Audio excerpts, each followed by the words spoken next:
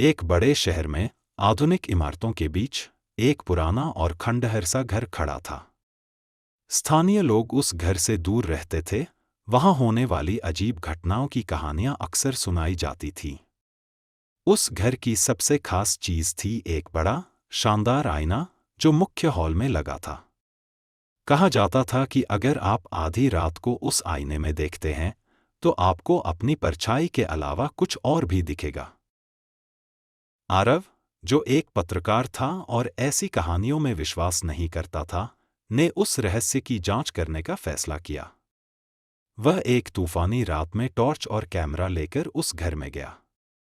घर के अंदर की हवा भारी थी और वहां से सड़ी लकड़ी की हल्की गंध आ रही थी। जैसे ही घड़ी ने 12 बजाए, आरव आईने के सामने खड़ा हो गया। शुरुआत में उसे सिर्फ अपना ही थका हुआ और थोड़ा डरा हुआ चेहरा दिखा, लेकिन फिर कुछ बदलने लगा।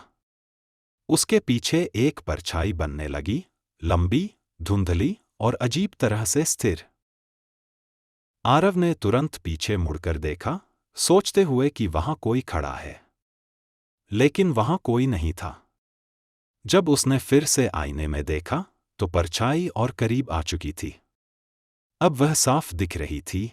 उसकी आंखें खोखली थीं, जो सीधे आरव की आत्मा तक झांक रही थीं।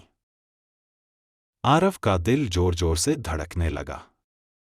परछाई ने धीरे धीरे एक हाथ उठाया और दीवार की ओर इशारा किया। उसके पीछे दीवार पर एक पुरानी, धूल भरी पेंटिंग थी, जिसमें एक आदमी सूट पहने हुए एक सुनहरी पॉकेट वॉच पकड़कर खड़ा था। पेंटिंग के नीचे लिखा था, सत्य अंदर छिपा है। डर को नजरअंदाज करते हुए आरव ने पेंटिंग को करीब से देखा और उसके पीछे एक छोटा सा छिपा हुआ हिस्सा पाया। उसमें एक चमड़े से बंधी डायरी रखी थी। वह डायरी विक्रम नामक व्यक्ति की थी, जो कभी उस घर में रहता था। डायरी के आखिरी पन्ने पर लिखा था, वे मेरे लिए आ रहे हैं। अगर कोई यह डायरी पाए तो कृपया इस आईने को तोड़कर इस श्राप को खत्म कर दे। सच का पता लगाने की ठानकर आरव ने एक भारी फर्नीचर उठाया और आईने को तोड़ दिया। कांच के टूटने की आवाज कानों को चीरने वाली थी और आईने की परछाई ने एक गहरी, भयानक कराह निकाली, फिर धीरे धीरे गायब हो गई। अगले दिन आरव ने यह कहानी प्रकाशित की, लेकिन जब वह एक टीम के साथ उस घर को और जांचने गया तो वहां से आईना और पेंटिंग दोनों गायब थे।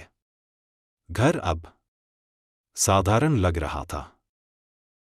आज भी आरव सोचता है कि उसने विक्रम की आत्मा को मुक्त किया या किसी ऐसी चीज को परेशान कर दिया जो अब तक शांत थी।